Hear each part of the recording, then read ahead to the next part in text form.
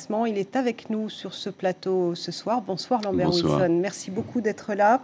On vous connaît comédien, chanteur, mais vous êtes aussi très engagé pour la protection de la planète. Après l'exploration pétrolière au Brésil, la mine d'or en Guyane, vous vous préoccupez des récifs coralliens en Polynésie, ou en tout cas dans le Pacifique. Quelle est l'urgence selon vous ?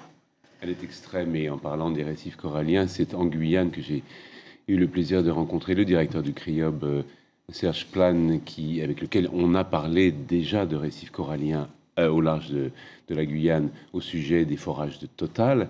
Malheureusement que le gouvernement français a décidé de continuer. Et donc, face à ma curiosité, il m'a proposé de venir ici pour découvrir la réalité de cet écosystème. Qu'est-ce qui menace exactement l'écosystème ? Bien entendu, la première menace, c'est l'homme. Oui, c'est-à-dire surtout l'activité humaine et l'élévation de la température à la surface de la Terre. C'est la première cause de mortalité pour les coraux. Et surtout, ce qui est important, c'est dans cette année internationale du récif corallien, c'est de rappeler sa fonction de protection du littoral. C'est un endroit où les poissons naissent, c'est un endroit de nurserie. C'est un poumon un petit peu pour la planète. Exactement, pour moi, c'est l'image de l'alvéole pulmonaire. Et donc, en fait, la température de la planète est en train de monter,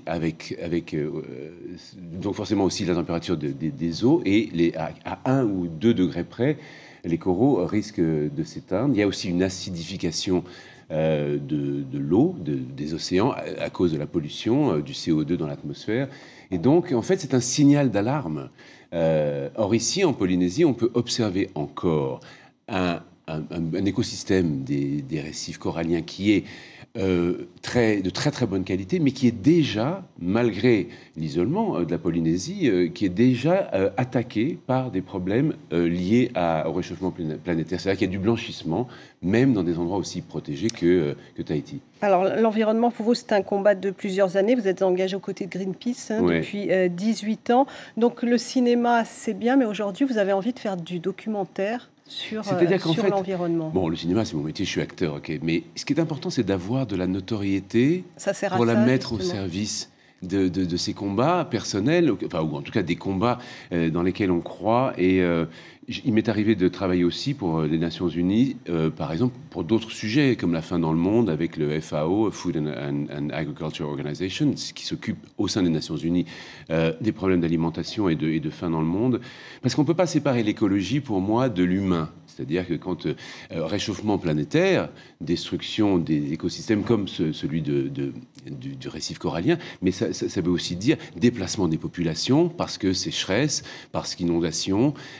Et donc on peut pas séparer la question de l'écologie de la question de l'humain. Donc c'est pour ça que j'ai voulu aussi m'associer aux Nations Unies. Vous avez tout de suite accepté de parrainer ces expositions? Oui, alors parce qu'en fait, je pense que c'est très intéressant de proposer le regard des artistes par rapport à une question qui nous concerne tous, qui est la question de la survie sur la Terre, de l'équilibre de notre planète, via la sensibilité des artistes. C'est-à-dire que c'est un message qu'on veut faire passer sur l'urgence de se préoccuper de ces écosystèmes. Et je pense que les artistes peuvent nous permettre de comprendre, de cerner le problème et d'attirer l'attention sur cette réalité-là. Et je pense que c'est un prisme très intéressant. En tout cas, moi, je suis très impatient. Je n'ai pas encore découvert toutes les œuvres. J'en ai vu certaines par Internet, mais je pense que ça vaut souvent beaucoup de discours. Le choc de l'interprétation de l'artiste, ça peut valoir beaucoup de palabres. Et vous êtes en train de tourner un documentaire sur place? Oui, parce qu'en fait, moi je joue le rôle du Candide qui découvre la réalité de cet écosystème qui est celui des récifs coralliens. Donc on est en train, grâce à Serge Plane, de tourner des images où je plonge, je découvre ce qu'est la réalité de Vous avez vu le reportage sur les perles de Tahiti, ça vous donne envie d'en ramener? Oui, je suis très fasciné parce que ça, je sais que c'est très important ici et je voudrais surtout comprendre comment ça se fait, comment on peut arriver à des objets aussi important et merveilleux. Oui, ça me fascine beaucoup. En tout cas, on suivra votre séjour donc avec ces expositions à la Galerie des Tropiques et puis un petit peu partout. Oui, le principe sur les images, en tout cas, c'est de ramener aussi en métropole des images de tout ce qui est en train de se faire par le CRIOB et puis ça fera aussi l'objet d'un documentaire plus long. Lambert Wilson, merci beaucoup Merci de d'avoir m'avoir répondu à invité. notre invitation. Une belle initiative.